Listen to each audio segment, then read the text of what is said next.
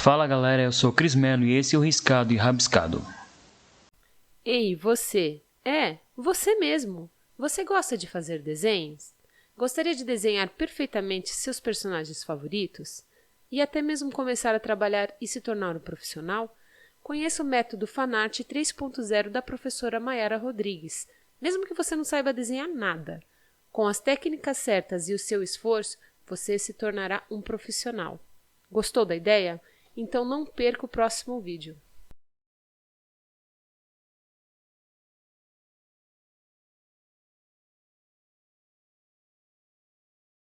Olá, tudo bem? Agora que falamos dos fundamentos do desenho, trataremos de outro assunto de suma importância, os materiais de desenho. Sabendo que muitos materiais são de suma importância e com certeza, sem materiais não se trabalha. Pode-se dizer que somente com lápis, papel e borracha pode-se fazer muitas coisas, mas aqueles que têm curiosidade e querem aprofundar no desenho, existe uma gama muito grande de materiais. E o primeiro tópico que nós vamos falar é exatamente o papel. O papel, existem infinitas formas de papel. O mais conhecido hoje em dia é o sulfite, que tem um tamanho A4, mas existem outros tipos de papel com tamanhos diferentes. Por exemplo, nós temos os tamanhos de A0 até o A7. E nisso eles têm a seu tamanho. É como se fosse assim, cada papel tem uma proporção e dependendo da proporção o tamanho sempre vai ser um pouco maior com relação à necessidade.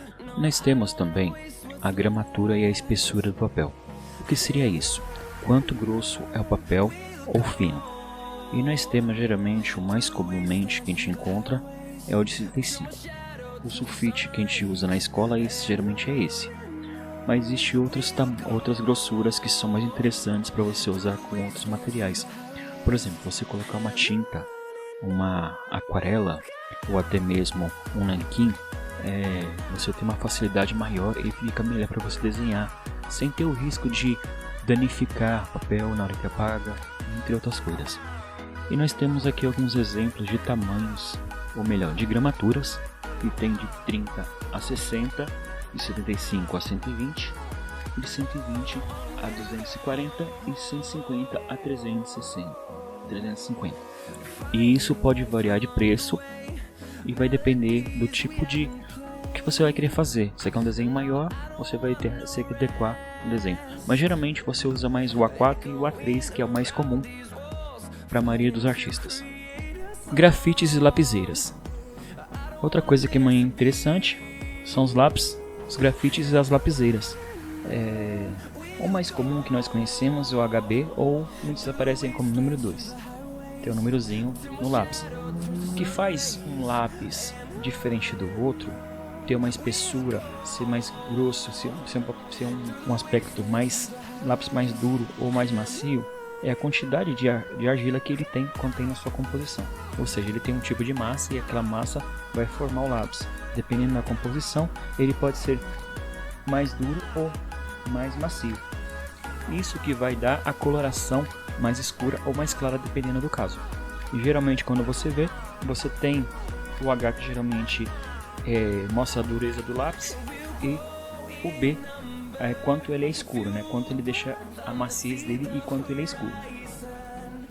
E aí nós temos várias possibilidades de lápis. Nós temos, por exemplo, do H9 até o H2, que são os lápis clínicos. Geralmente esses lápis são usados para esboço, para alguma coisa nesse sentido. Nós temos os lápis médios, que geralmente são os lápis escolares, né? Que são o HB, o F, o 2B. E depois nós temos que tem mais grossura, que o lápis geralmente ele tem mais grafite, diferente do outro que tem mais argila, que vão dar os traços mais grossos para fazer aqueles efeitos que vocês veem. Isso ajuda. Essa é a diferença da composição de um lápis que vai ajudar nisso.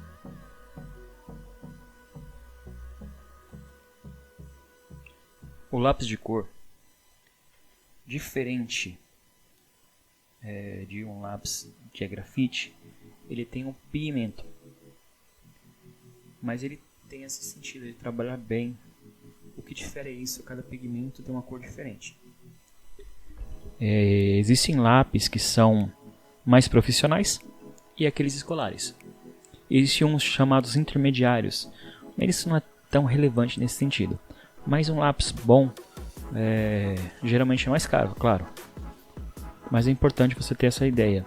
Existem formas de ver os lápis, por exemplo, tem caixas com 6 lápis, com 12 lápis, com 24 lápis, com 36 e existe também até de 72 cores. É bastante cor. E nós temos também as cores comuns, né, que são mais conhecidas, que você compra uma papelaria mais comum. Mas existe também outros lápis que têm relação a várias formas. Por exemplo, nós temos hoje em dia cores de tom de pele, neon, cores metálicas, aquareláveis, que você pode usar água para fazer pintura. Daí é interessante você ter um papel mais grosso para não ter problema de rasgar o papel. E também temos as cores quentes e cores frias, ou seja, as cores que são do vermelho até o amarelo são cores quentes e as cores frias são do azul ao verde. E também tem algumas cores que servem para mangá.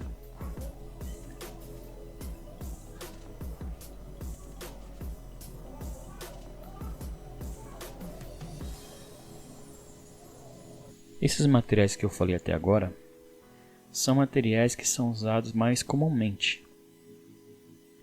Mas existem materiais que são mais profissionais. E é o seguinte, esses materiais que eu irei falar agora é para alguém que já desenha há algum tempo e quer aprender e quer saber mais sobre os materiais. Onde você pode comprar entre outras coisas, você consegue verificar esse tipo de material. Nós temos, por exemplo, as canetinhas e marcadores. Você tem vários tipos, geralmente a caneta mais comum é a esferográfica, você pode ser usada, mas existem outros tipos de materiais que são interessantes, que são marcadores, marca-textos, são úteis. E também cabe você pensar o que é interessante você ver essa parte. Canetinhas que você utiliza na escolar também serve, mas existem canetinhas mais profissionais. E também tem as chamadas piloto, canetas piloto, que são esses marcadores muitas vezes. Claro que é uma marca, mas é interessante você verificar que existem outros. Vai depender do tipo de material que você está usando, do tipo de papel que vai se adequar. E isso muitas vezes é experimentar, até o desenho ficar interessante. E também temos as tintas, pigmentos, pincéis e geralmente a caneta nanquim, que é a mais usada no desenho. Ela é muito usada nos mangás e nos quadrinhos no geral. São mais requisitados. Mas também temos a aquarela e a tinta que é acrílica também, que são ótimas para desenho.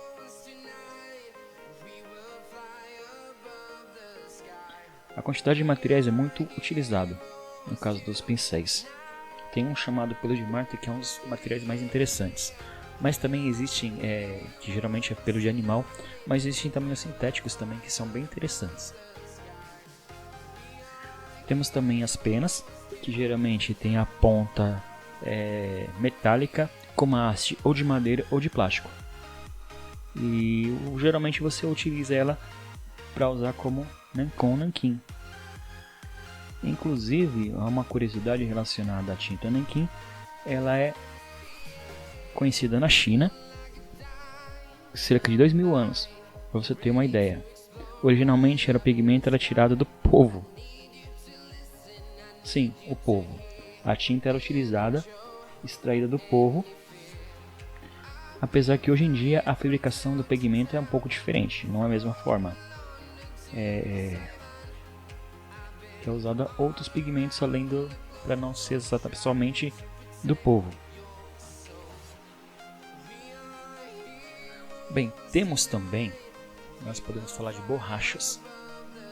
As borrachas e também os limpa-tipos, que é um outro tipo de borracha que ela é maleável, ela pode ser moldada, assim como massinha.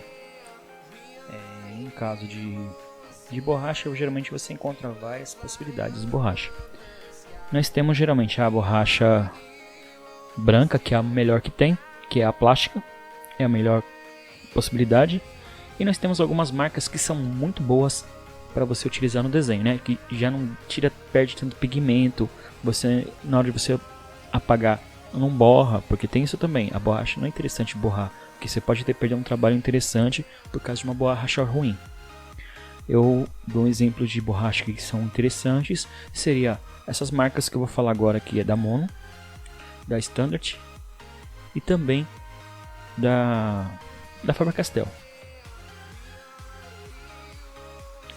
E aí eu também falei da massa limpa-tipos, que é uma massinha que ela não deixa o resto da borracha no local. E você não apaga totalmente o desenho, porque às vezes você precisa passar por cima de alguma forma e você consegue visualizar onde você passou e você retoca o desenho. Depois que você finalizar, passar uma tinta, no caso a nanquim, você consegue apagar o desnecessário. E é claro que existe também uma outra coisa que fala muito relacionado àquela borracha. Não sei se hoje em dia todo mundo usa, as escolas usam, e falam que existe uma borracha que ela é para apagar caneta. Isso não é totalmente verdade. É verdade que na hora que você limpa a caneta, tem um problema muito sério. Porque o que acontece? A borracha vai friccionar, vai fazer pressão no papel e consequentemente você apagar demais, pode rasgar o papel. No caso da borracha, dessa borracha que tem uma borracha mais dura, mas ela consegue retirar a parte superficial. Se você tentar apagar tudo, pode ser que você rasgue o papel e perca o trabalho. Isso é importante para você ver. Outro material bastante interessante, que é muito utilizado juntamente com lápis, claro, são os apontadores e estiletes. Geralmente, quando você vai desenhar, você tem que fazer uma ponta um pouco maior, diferente da ponta que você desenha comumente, que você escreve comumente. É necessário você fazer uma ponta um pouco mais grossa para alguns efeitos, alguns exercícios que você pode fazer. Isso vai facilitar muito o seu traço, deixar ele muito mais bonito. E assim, os apontadores é um negócio comumente usado nas escolas. Os estiletes nem tanto, porque existe um risco, né? E criança mesmo tem que pensar bem que esse material de estilete, você que é criança, peça pro papai para não ter perigo de cortar o dedo, porque o estilete pode cortar o dedo. Nesse caso, é melhor usar um apontador. Outro material que é comumente usado são as réguas. Existe outro tipo de réguas que são chamadas curvas francesas. Geralmente elas são usadas para fazer alguns efeitos, umas curvas diferentes, comumente você não usa numa régua normal. Bem, a régua no geral, ela pode ter um tamanho de 10 cm, de 30 cm, de 40 cm, 60 cm e até 1 metro, dependendo do caso. Talvez você encontre até maiores. A régua que você encontra é muito mais comum, geralmente a de 30 a 40 centímetros que você encontra. Nós temos também um outro tipo de régua que seria os esquadros, que tem a questão dos ângulos, né, ângulos retos. Temos também transferidores, que ele pode ser 180 ou 360 em questão de ângulo. E temos realmente a curva francesa, que serve para fazer efeitos no desenho, aqueles efeitos de impacto, aqueles efeitos de ação quando você usa no mangá. E é claro que também existe outro tipo de régua, que são os gabaritos. O que seriam os gabaritos? São desenhos prontos, pré-prontos, para você utilizar. Geralmente você utiliza esses gabaritos em um quadrinho, ou até mesmo um desenho que seja mais no sentido de arquitetônico, por exemplo.